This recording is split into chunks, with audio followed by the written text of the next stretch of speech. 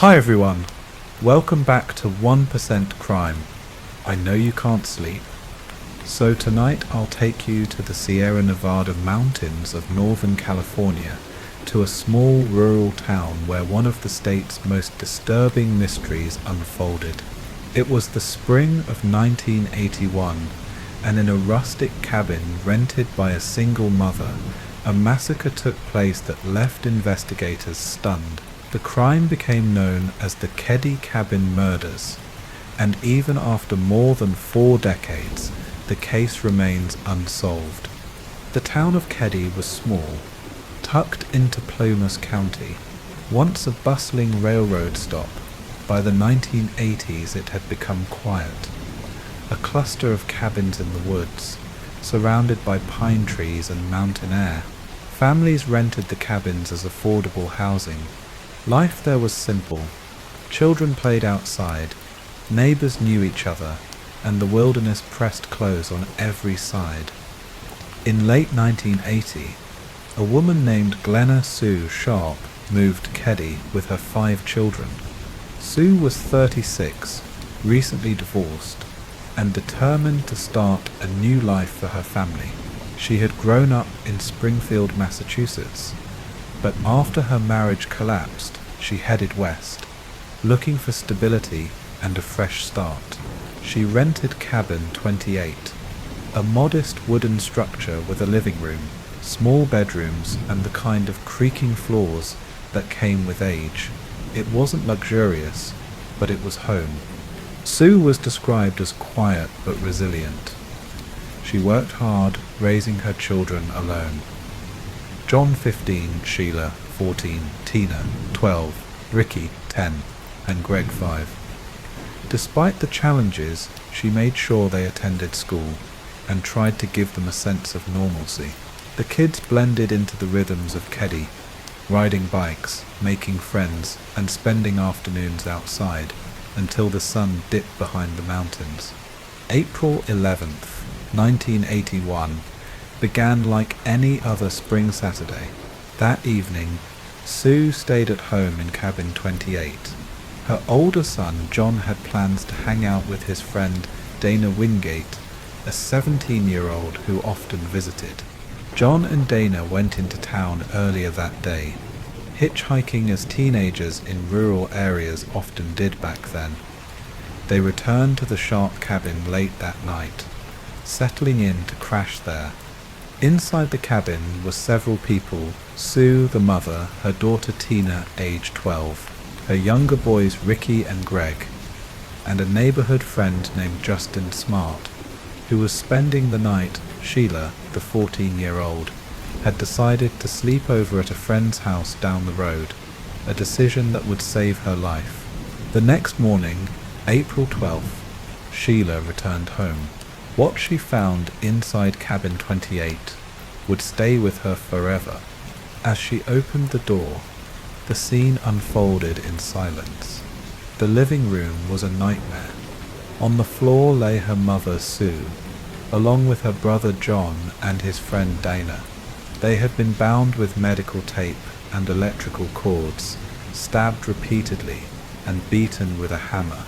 Blood was everywhere, on the walls, on the furniture, soaking into the carpet. The violence was overwhelming, far beyond what seemed necessary to kill. And yet, in the bedroom, Ricky, Greg, and Justin were alive. Somehow, the 3 boys had slept through the massacre, untouched. They remembered nothing of the night, though Justin later told conflicting stories about dreams or fragmented memories of intruders. But one family member was missing: 12-year-old Tina. She was gone, nowhere in the cabin, nowhere outside. For 3 years, her disappearance added another layer of terror to the case. Then, in 1984, part of her remains were discovered over 30 miles away, in the woods near Feather Falls.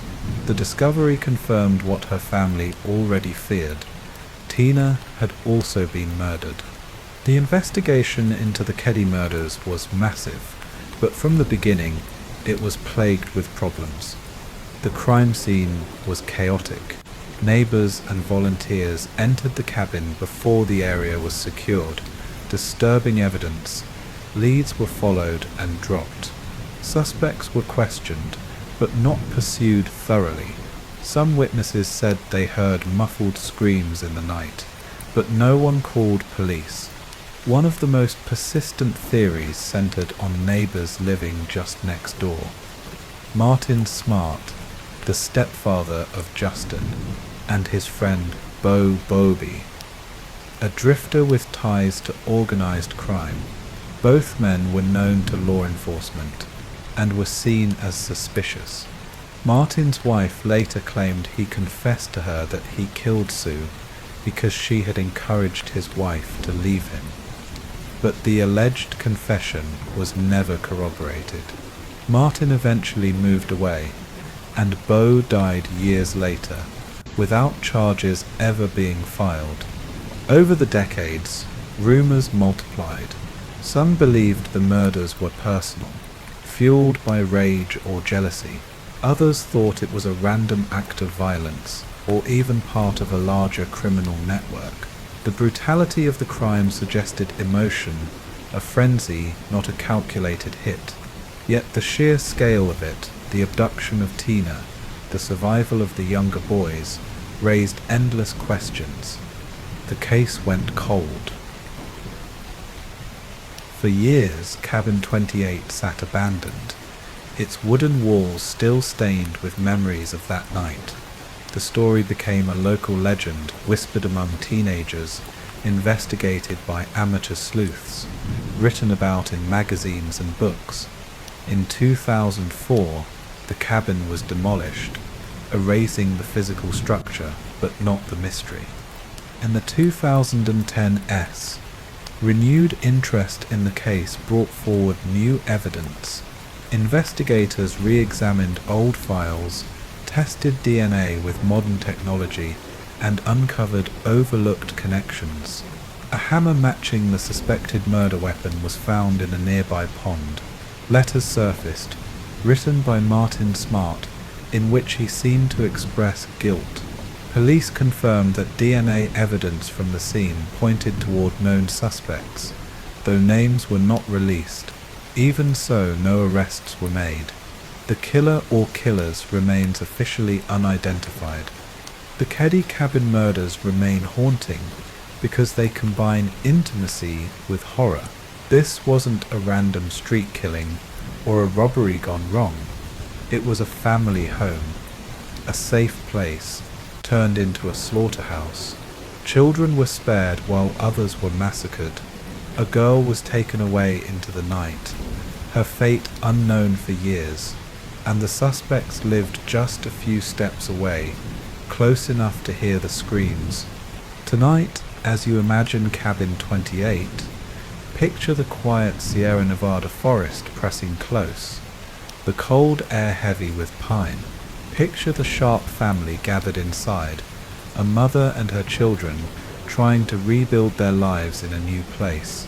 And then picture the silence of early morning, broken only by Sheila opening the door and seeing what no child should ever see. The Keddie cabin murders are remembered not only for their brutality, but also for the questions left unanswered. Who killed Sue, John, Dana, and Tina? Why were the younger boys left alive? Why was Tina taken? Was it rage, revenge, or something darker? To this day, no one knows. Story 2. The Cleveland Strangler. Anthony Sowell, 2007, 2009, Ohio, USA. Cleveland, Ohio, a crumbling neighborhood on Imperial Avenue, where a quiet house concealed one of the most disturbing discoveries in American history.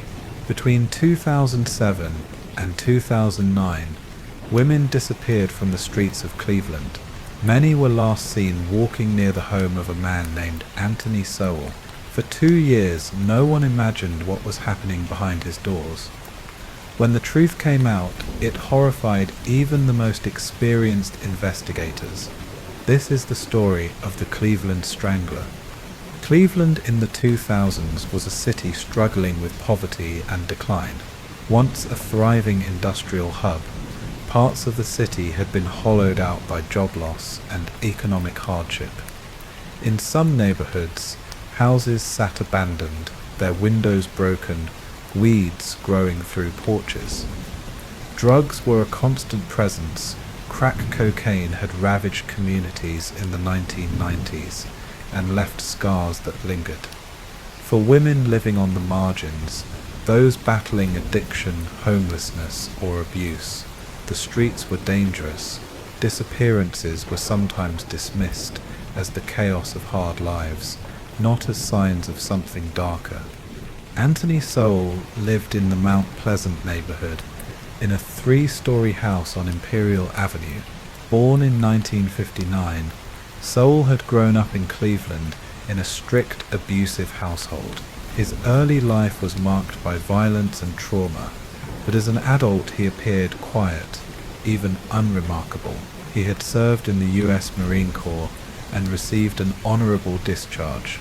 Later, he spent 15 years in prison for attempted rape. After his release in 2005, he returned to Cleveland, living in the house he inherited from his late stepmother. To neighbors he seemed odd but not immediately threatening. He was seen walking with women, sometimes offering them drinks. He kept to himself. Few could have imagined what was happening inside. Between 2007 and 2009, women in the neighborhood began vanishing. Many were vulnerable, struggling with addiction, living in poverty, or estranged from their families. Police reports were filed, but with little evidence, cases went cold. Some officers assumed the women had drifted away or disappeared into the city's underworld. Their absences did not make headlines, but inside the house on Imperial Avenue, Anthony Sowell was hiding their fate. It all unraveled in October 2009 when police came to his home to investigate a new sexual assault complaint. A woman had escaped from Sowell's house and reported that he had attacked her. With a warrant in hand, officers entered the property. What they found would shock them, and the entire city. The first thing they noticed was the smell. For months neighbors had complained about a foul odor drifting from the house. Some thought it was rotting meat from a nearby sausage shop. Others assumed it was dead animals. But as officers moved through the rooms, they discovered the true source. Bodies. The remains of women were hidden throughout the property.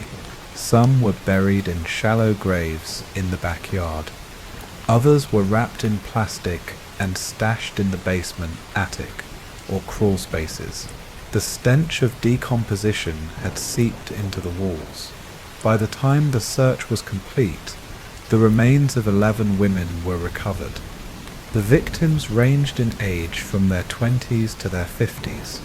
Most had lived hard lives, struggling with addiction or poverty, but they were daughters, sisters, mothers. Their disappearances had gone unnoticed by the wider world, but in Sowell's house they had all met the same fate. Each had been lured with the promise of alcohol or drugs, attacked and murdered. The horror of the discovery sent shockwaves through Cleveland. How could so many women vanish from the same neighborhood without anyone connecting the dots? Families who had filed missing persons reports were devastated to learn their loved ones had been inside that house all along. Vigils were held. Community leaders demanded answers. Anthony Sowell was arrested and charged with multiple counts of aggravated murder, kidnapping, and abuse of a corpse. His trial began in 2011, drawing national attention. The prosecution presented chilling evidence, DNA linking him to the victims, testimony from women who had survived assaults, and the horrifying conditions of the house itself. Survivors described being lured inside, choked until they passed out, and waking up to find Sowell looming over them. Some managed to escape, others did not.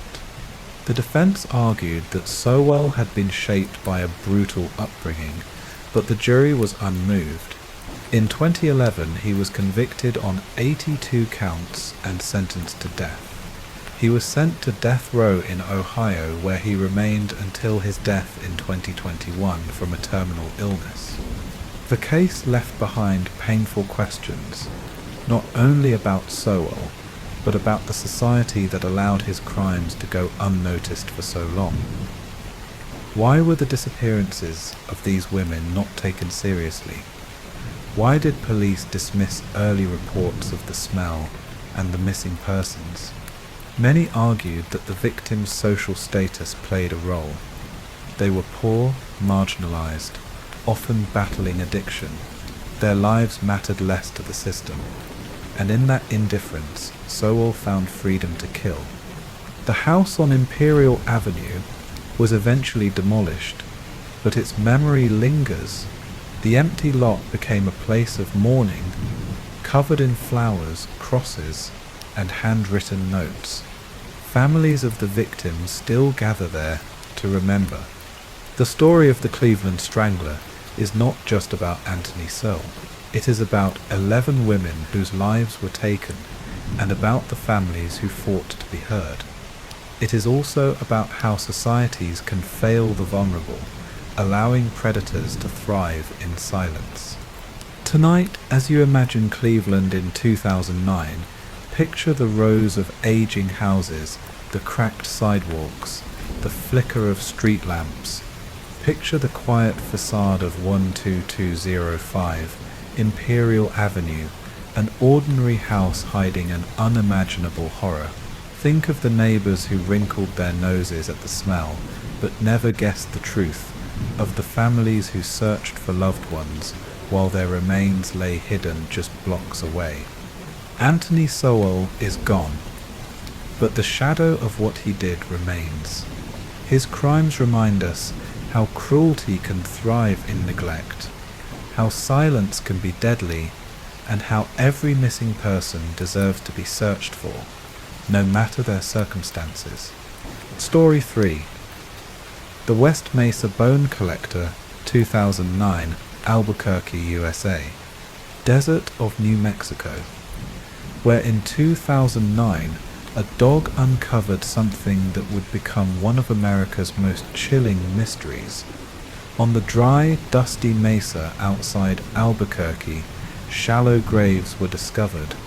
In them were the remains of 11 women.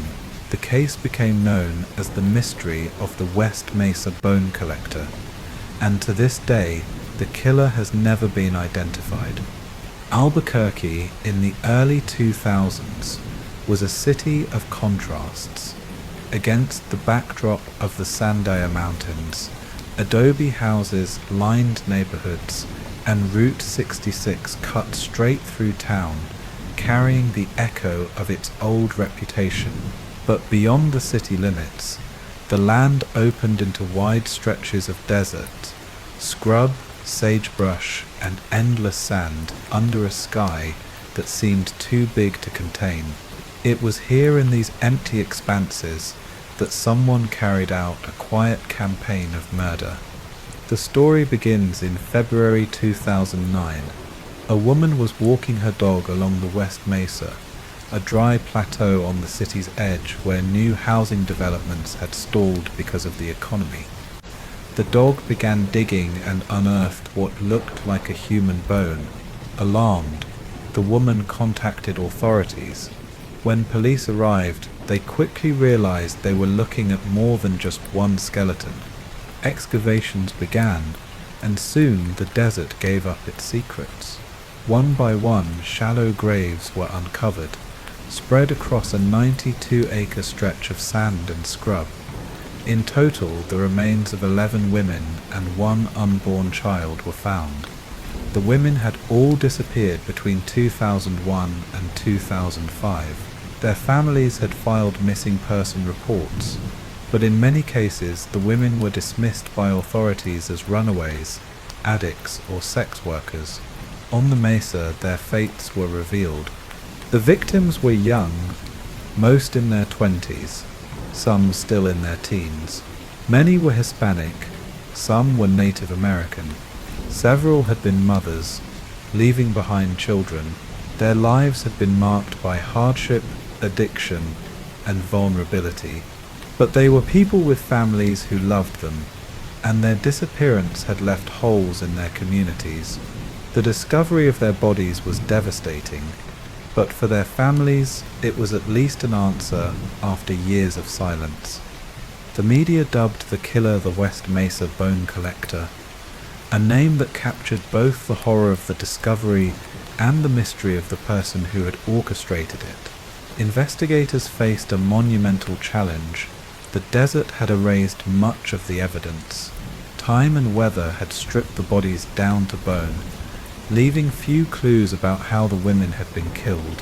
Forensic experts combed the site for fragments, fibers, and DNA, but the desert had swallowed nearly everything. Still, some patterns emerged. The women had all been buried in similar shallow graves, suggesting the same perpetrator. The timeline placed their disappearances during the early 2000s, when Albuquerque was grappling with waves of violence tied to drugs and prostitution. The killer seemed to have targeted vulnerable women, lured them away, and disposed of them far from prying eyes. Story 4. The Isdal Woman, 1970, Norway. The quiet valley in Norway. In the late autumn of 1970, hikers stumbled upon the burned body of a woman in a remote place called Isdalen, the Ice Valley. What they found sparked one of the strangest investigations in Norwegian history. A woman with no clear identity, multiple disguises, coded notes, and a trail that stretched across Europe. To this day, no one knows who she really was. She is remembered only as the Isdal Woman. The discovery happened on November 29th, 1970. A man was hiking with his 2 young daughters in the foothills near Bergen, a city on Norway's western coast. The area was known as Death Valley by locals because of previous suicides and hiking accidents. As they walked along a narrow path, the father smelled something acrid in the air, burnt chemical, not the scent of wood smoke. Following the odor, they came across a horrifying sight, the charred body of a woman lying among rocks, her arms curled up as if shielding her face. The police were called immediately. Investigators arrived and examined the scene. Around the woman's body were strange items: bottles of water, a half-empty bottle of alcohol, a burned plastic container, and fragments of clothing. Nearby were pieces of jewelry, rings, a watch, but oddly, they had been placed carefully beside her body rather than worn. A burned passport was found, but it had no name. The scene looked staged, as though someone had arranged the details to tell or hide a story. The autopsy revealed that the woman had died from a combination of smoke inhalation and burns, but she had also ingested a large number of sleeping pills. Her fingerprints had been sanded down, making identification almost impossible. The search for her identity began. Police checked hotels in Bergen and discovered that in the weeks before her death, the woman had stayed in several different places under a series of false names. In each hotel she gave a different nationality, sometimes Belgian, sometimes French, sometimes German. She had a collection of wigs and stylish clothes, and she spoke multiple languages: French, German, Dutch, and broken English. Guests remembered her as aloof, mysterious, and always alone. Among her belongings were strange coded notes, strings of letters and numbers. When police cracked the code, they realized they were records of her travels, dates and places she had visited. The notes showed she had moved across Europe: Paris, Hamburg, Basel, and smaller towns in Norway. It was as though she had been tracing a hidden map, following instructions that no one else could see. Speculation grew quickly. Was she a spy during the Cold War? Bergen was near a naval base that tested advanced missile technology. Had she been gathering information? Some investigators believed so. The wigs, the false passports, the coded notes, they all fit the profile of espionage. But if she was a spy, who did she work for? The Soviet Union? NATO? Another intelligence agency? No country ever admitted to knowing her. Others thought she might have been involved in criminal activity, smuggling, forgery, or the black market. Her lifestyle, moving constantly under different identities, fit that possibility as well, but there was no proof. As weeks turned into months, police grew desperate. They released composite sketches of her face, hoping someone would recognize her.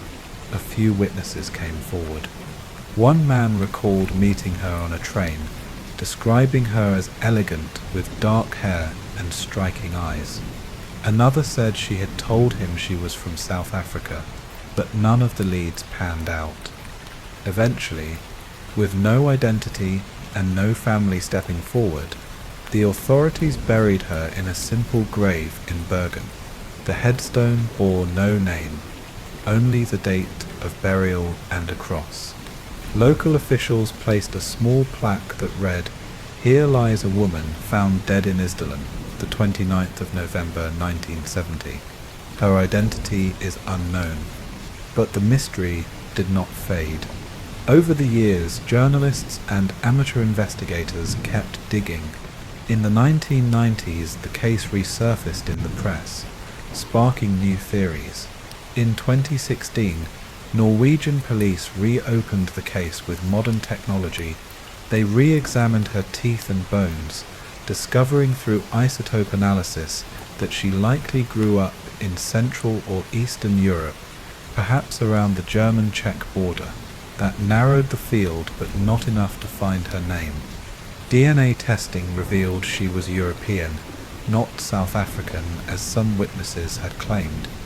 Yet even with these modern tools, no match has ever been found.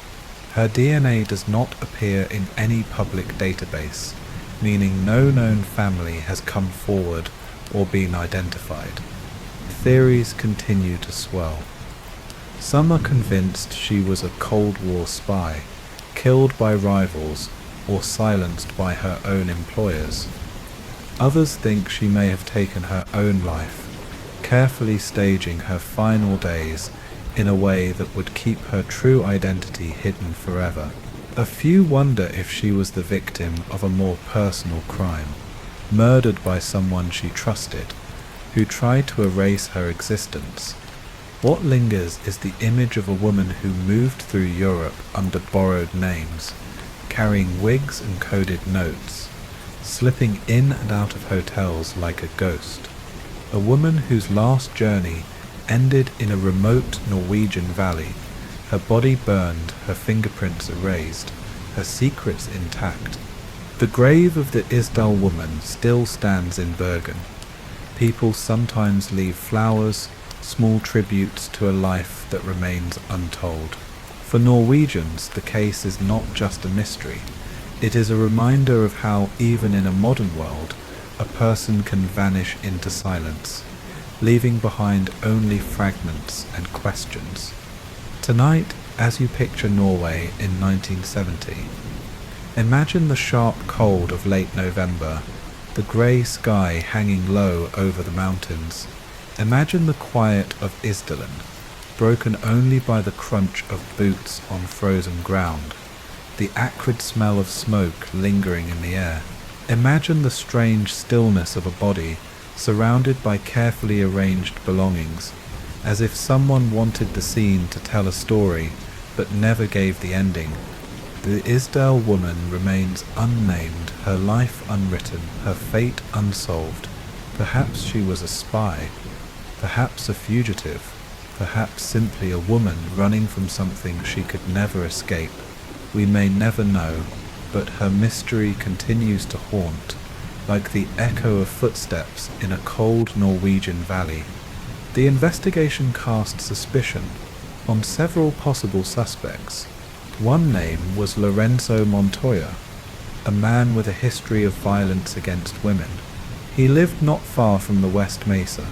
In December 2006, he was killed by the boyfriend of a woman he had strangled during a date.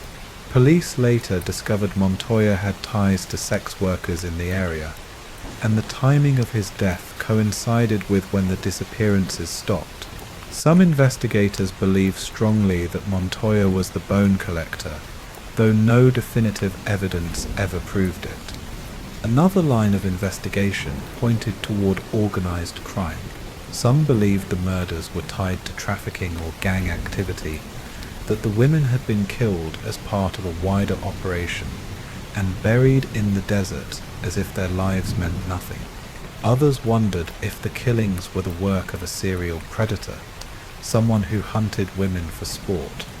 Despite years of work, no charges have ever been filed. The families of the victims continue to grieve, holding vigils on the mesa each year. The site has become a memorial, a place where crosses mark the names of the women and where flowers are left to honor them. The case remains haunting not only because it is unsolved, but because it speaks to a broader tragedy. Many of the victims were women on the margins of society, and their disappearances were not treated with urgency. Their families say police often dismissed their fears, assuming the women had simply left town. Only when the bodies surfaced did the scope of the crime become undeniable. The desert, with its silence and vastness, became both a grave and a witness. People say the land remembers, even if it cannot speak. On the West Mesa, the wind still blows through sage and yucca, carrying with it the memory of 11 women whose lives were cut short. The West Mesa bone collector may never be caught. Perhaps he died with his secret, like Lorenzo Montoya. Perhaps he still walks free, blending into ordinary life, carrying the memory of what he buried in the sand. For the families, the hope of justice remains alive, but with each passing year, the answers feel further away. Tonight, as you picture Albuquerque, imagine the city lights fading into desert darkness, the mesa stretching wide under a full moon. Picture the crosses that now stand there, each with a name, each marking a life that mattered. And think of the silence, the way the land holds secrets long after people are gone. The story of the West Mesa bone collector is not just about death, it is about how society values, or fails to value, its most vulnerable members. It is about women whose lives should have been protected, not forgotten. And it is about the enduring mystery of a killer who used the desert as his accomplice, leaving behind bones as his only trace.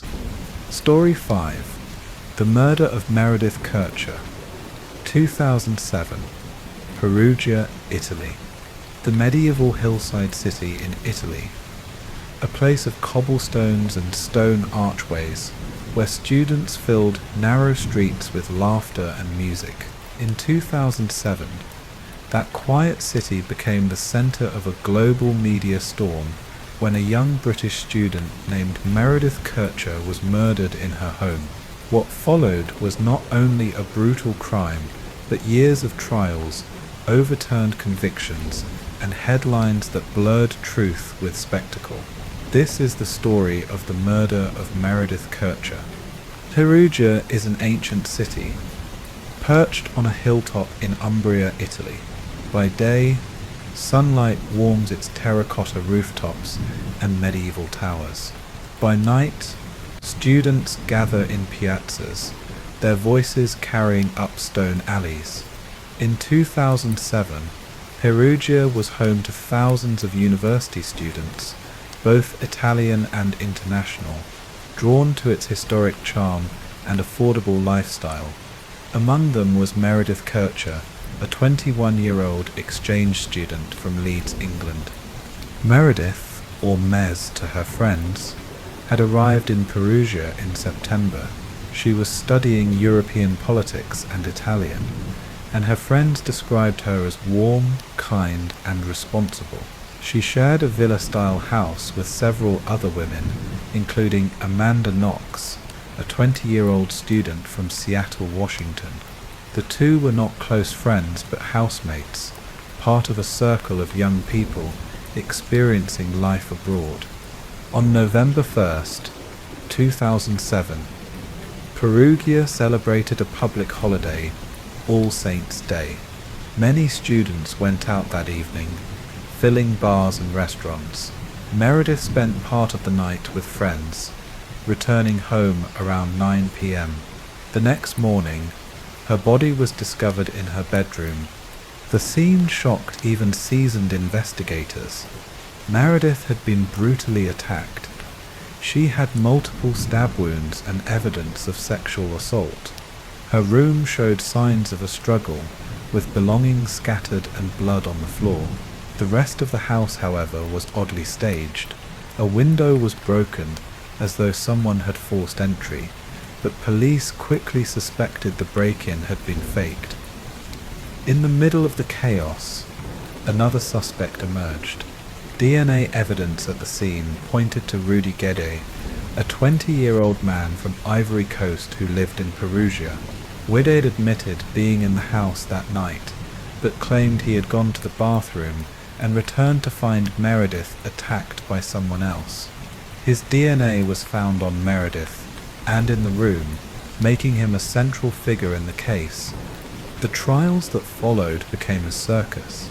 In 2008, Grade was convicted of Meredith's murder in a fast-track trial and sentenced to 30 years, later reduced to 16 on appeal. But prosecutors insisted Amanda Knox and Rafael Solicito were also involved, arguing the crime was committed by 3 people together. Their theory was sensational: a violent, drug-fueled sex game gone wrong. It fit the headlines, but the evidence was thin. Knox and Solicito were convicted in 2009. Knox received a 26-year sentence, Solicito 25, but the verdict sparked outrage internationally. Many argued the evidence was circumstantial, the DNA testing flawed, and the prosecution's story inconsistent. For years the case bounced through appeals. In 2011, their convictions were overturned and they were released. In 2013, Italy's highest court reinstated the convictions, only to definitively acquit them in 2015, citing stunning errors in the investigation. Through it all, Meredith's family watched as their daughter's death became overshadowed by tabloid frenzy. The British press focused on Knox, turning her into a character in a morality play. The American press defended her as a victim of Italian injustice. Lost in the noise was Meredith herself, her life, her kindness, her laughter. The case revealed cracks in how justice and media intertwine. Investigators seemed determined to force the facts into a dramatic story, even when evidence did not support it. The press fueled public opinion, turning the trial into entertainment. Amanda Knox became a household name, while Meredith Kircher was too often reduced to a backdrop. Yet the core tragedy remained. Meredith was a young woman abroad, living her dream, cut down violently in her own home. Her parents described her as intelligent, funny, and caring, with a bright future ahead. For them, the circus of trials was a second cruelty. Today, the consensus is that Rudy Goade acted alone, though questions remain. Why were Knox and Solicito ever implicated so forcefully? Was it incompetence, cultural misunderstanding, or the lure of a sensational narrative? Whatever the reason, the years of trials left scars on everyone involved. Perugia has moved on, but the villa where Meredith was killed is still remembered as the House of Tragedy. Tourists who pass through the city sometimes ask about it, their footsteps echoing on the cobblestones, unaware of how deeply the case affected Italy and beyond. The murder of Meredith Kircher is a reminder of how justice can go astray, how media can distort, and how a single life lost can ripple across nations. It also reminds us to remember the victim, not just the scandal. Meredith's story deserves to be told not only through the lens of trials and controversy, but through the memory of who she was. Tonight, as you picture Perugia, imagine the narrow alleys winding uphill, the glow of lanterns on old stone walls, the sound of laughter spilling from student bars. Imagine a small villa at the edge of town, filled with the ordinary clutter of student life. Books, clothes, laughter, plans for the next day. And then imagine the silence that fell when Meredith's voice was taken from it. Her story endures not only as a legal case, but as a loss, a daughter, a sister, a friend. And like so many true crime stories, it leaves us with questions that may never be fully answered. Story 6. The Long Island Serial Killer, also known as the Gilgo Beach Killer, USA. The windswept coastline of Long Island, New York, where ocean waves crash endlessly against the sand, and where, beneath the dunes, investigators uncovered one of the largest crime scenes in American history. Between the late 1990s and the 2010s, bodies appeared along a lonely highway, hidden under brush, discarded in burlap, left as if the killer believed no one would ever come looking. For years, the case was known only as the Gilgo Beach murders. The killer was called the Long Island Serial Killer, and for more than a decade, he seemed to vanish into the very community he terrorized. Long Island, stretching out from New York City like a great arm into the Atlantic, has always been a place of contrasts. There are wealthy enclaves like the Hamptons, where glittering mansions rise over the ocean. There are quiet suburban neighborhoods filled with commuters who take the train into Manhattan every morning. And then there are stretches of marshland and dunes, where the wind whistles through beach grass and the sea spray carries a salty chill. It was here, along Ocean Parkway, a ribbon of road running parallel to the shoreline, that the killer chose to hide his victims. The story begins, at least in the public eye. In December of 2010, a young woman named Shannon Gilbert vanished after visiting a client in Oak Beach, a small gated community near Gilgo Beach. Shannon was 24 years old, working as an escort who advertised online. On the night of May 1st, 2010, she became panicked during a date and fled into the neighborhood, knocking on doors, calling for help.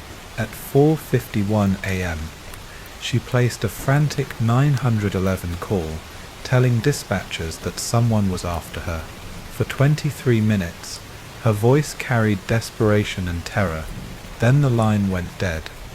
Despite a search, Shannon was never found. It was during the hunt for Shannon that police stumbled upon something even more horrifying.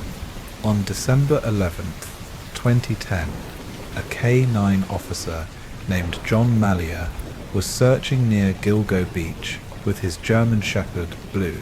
The dog caught a scent and led officers into the brush beside Ocean Parkway. There, wrapped in burlap, they discovered human remains. Shock rippled through the search team.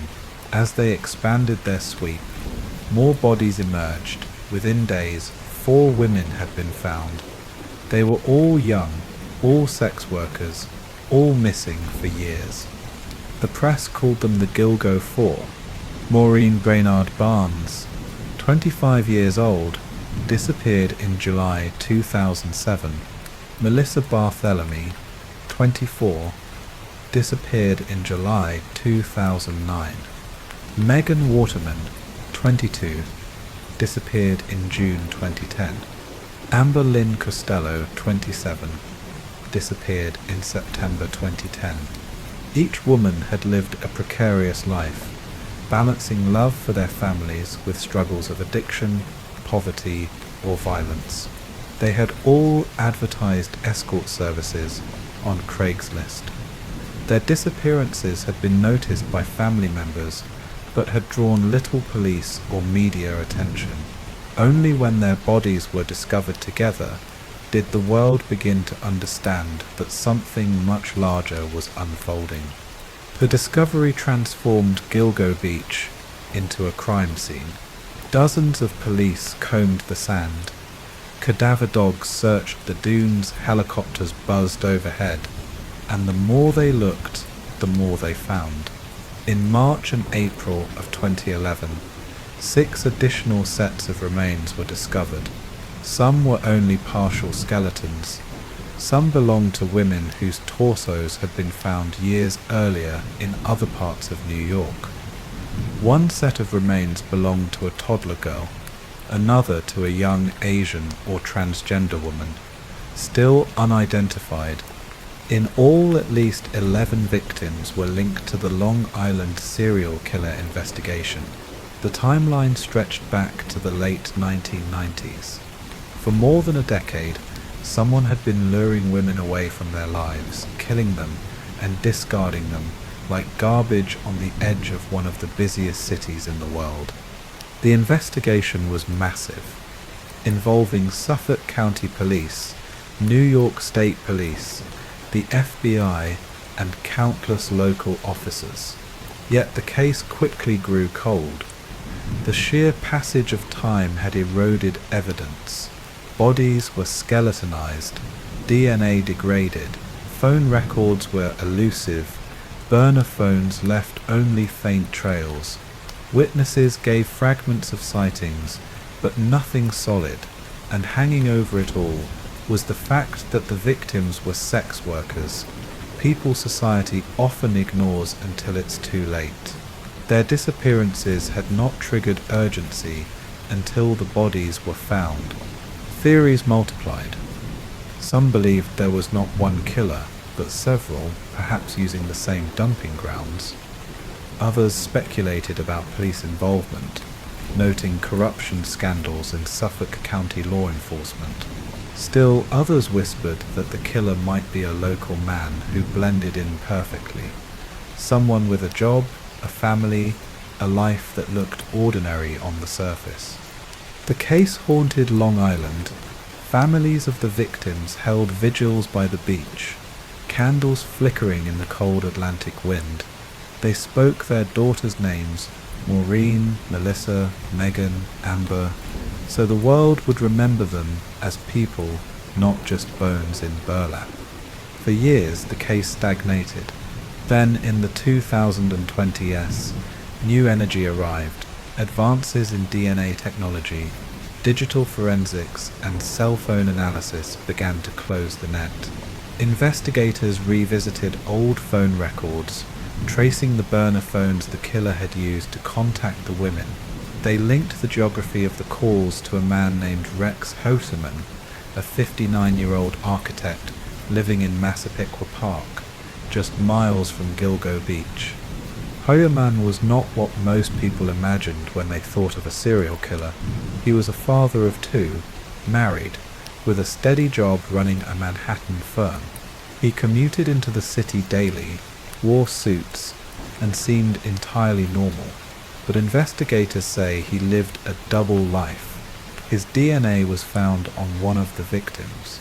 Hair belonging to his wife, who had been out of town during several of the murders, was found on others. His internet searches revealed dark obsessions with sex workers, torture, and violent pornography. He had allegedly used burner phones to arrange meetings and taunt families. In July 2023, Hoterman was arrested and charged with the murders of 3 of the Gilgo 4. He remains the prime suspect in others. The arrest shook the community. Neighbors described him as an odd but harmless man. To his clients, he was just an architect.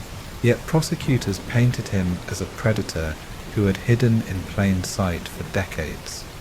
And still, the mystery is not solved. Was Huferman responsible for all 11 victims, or just some, who killed the toddler found in the dunes? What happened to Shannon Gilbert, whose disappearance had started the search in the first place? Officially, her death is still listed as accidental drowning, but her family believes otherwise. The Gilgo Beach case is haunting because it shows how violence can live beside ordinary life. These murders did not happen in a far-off wilderness. They happened in the shadow of suburbia, along a road driven daily by commuters, hidden by nothing more than sand and brush. Tonight, as you imagine Long Island, picture the dark highway stretching east, the dunes rising like waves of sand, the Atlantic wind rattling the beach grass. Picture detectives with flashlights combing the brush, their boots sinking into damp earth, uncovering burlap sacks that tell the story of lives cut short. Picture the families waiting for phone calls that never came, then learning years later that their daughters had been there all along, in the dunes by the ocean. The Long Island serial killer is a case of brutality, but also of silence. Silence from institutions that overlooked the vulnerable. Silence from neighbors who noticed strange things but never spoke up. Silence from the dunes themselves as they covered the bones. Perhaps now, with an arrest, answers will finally come. But even if they do, nothing can return the lives that were taken, or erase the years of not knowing. Story 7. The Dupont de Ligonnès family murders 2011, Nantes, France. France, the city of Nantes, where in 2011 an entire family was found buried beneath the patio of their home. At first glance, the case seemed straightforward. The father was missing, the mother and 4 children dead. But as investigators dug deeper, the story grew stranger. Who was Xavier Dupont de Ligonnès, and where did he go after murdering his family? More than a decade later, the questions still remain. Nantes is a city in western France, sitting on the Loire River. It's a place of history and elegance, with stone cathedrals, cobbled streets, and bustling neighborhoods. Among them was an affluent district where the Dupont de Ligonnès family lived. Their house was 3 stories, with a white facade and a small patio out back. To neighbors, they seemed like an ordinary upper-middle-class family, but inside, things were unraveling. The Dupont de Ligonnès family consisted of Xavier, 50 years old, his wife Agnès, 48, and their 4 children, Arthur, 20, Thomas, 18, Anne, 16, and Benoit, just 13. They also had 2 dogs. Xavier came from an aristocratic family with old ties to nobility, though he had no real fortune of his own. He was charming, educated, and religious, but his business ventures consistently failed. By 2011, he was deeply in debt, trying to maintain an image of wealth and success that had long since collapsed. Neighbors saw the family as quiet, devout Catholics. The children attended private schools, and Agnès worked part-time as an assistant in a Catholic school. But beneath the surface, tension simmered. Agnès confided to friends that her marriage was strained. Xavier had become withdrawn, brooding over financial ruin and his role as provider. In early April 2011, strange things began happening. The children's schools received letters saying the family was moving suddenly to Australia due to Xavier's new job in the US Drug Enforcement Administration, an odd claim since Xavier had no such career. Friends received similar letters, typed and signed, explaining that the family was entering a witness protection program and could not be contacted. Even Agnes's workplace received a resignation notice. To outsiders, it looked like a family making a sudden secret move. But neighbors soon grew suspicious. The shutters of the house remained closed, the mailbox filled with letters. The family's cars stayed in the driveway. Days passed, then weeks, with no sign of life inside the house.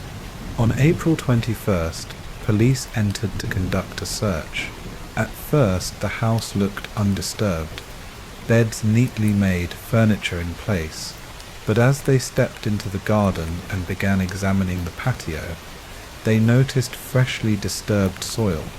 Beneath the gravel, wrapped carefully in sheets and plastic bags, were bodies, the remains of Agnes, and the 4 children were found, each shot with a .22 caliber rifle. The family's 2 dogs were buried alongside them. The bodies had been covered with quicklime, an attempt to speed decomposition. Xavier, the father, was missing. An international manhunt began almost immediately. Police traced Xavier's movements in the days after the murders. He had stayed in hotels across southern France, using his credit card to pay for meals and rooms. Surveillance cameras captured him withdrawing money and carrying a large bag. On April 15th, he was seen leaving a small hotel in the Var region near the French Riviera. He walked out calmly, carrying his bag. After that, he was never seen again. The murders shocked France. The idea that a respected father from a noble family could execute his wife and 4 children was unthinkable. But investigators found evidence that Xavier had planned the killings for weeks. He had purchased quicklime, ordered a silencer for his rifle, and researched methods of disposing of bodies. Financial records showed him drowning in debt. Some speculated he saw murder as a twisted way of sparing his family from shame. But why flee afterward? If his plan was to end their lives to save them from disgrace, why didn't he take his own? That unanswered question fed the mystery. Over the years, sightings of Xavier have been reported across the world. Some claimed he was seen in southern France, others in South America, even in Thailand. None were confirmed. In 2015, police raided a monastery in the Alps after a tip suggested he had taken refuge there. In 2019, a man was arrested in Glasgow, Scotland, believed at first to be Xavier, but fingerprint analysis proved otherwise. Theories abound. Some believe Xavier is dead, perhaps having taken his life in the wilderness of southern France after the murders. Others think he escaped and built a new identity abroad, living quietly with the knowledge of what he did. His aristocratic connections, they argue, may have helped him vanish. What remains are the victims: Agnès, Arthur, Thomas, Anne, and Benoit. Their lives were cut short in an act of betrayal by the person meant to protect them. The family is buried together in Nantes, their graves visited by mourners who still struggle to understand what happened inside that house. The case continues to fascinate because it combines horror with mystery. It is both a family tragedy and an international fugitive hunt. It asks how well we really know the people closest to us, and how someone can vanish in the modern world despite surveillance, passports, and databases. Tonight, as you picture Nantes, imagine the quiet streets of a French neighborhood, shutters drawn, the air heavy with spring rain. Picture the house at 55 Boulevard, Robert Schumann, its white walls concealing silence. Picture investigators kneeling on the patio, pulling back gravel and soil to reveal what no one wanted to see. And then picture a man walking calmly out of a hotel days later, carrying his bag, stepping into the sunlight, and vanishing forever. The Dupont de Ligonnès murders remain unsolved, not because we don't know who committed them, but because we don't know what became of him. Somewhere perhaps Xavier still lives, or perhaps his bones lie hidden in the French countryside, his secret taken to the grave. Thank you for staying with me tonight. If you're still awake, let me know where you're listening from, and don't forget to like, share and subscribe so you won't miss the next case. For now, good night and stay safe.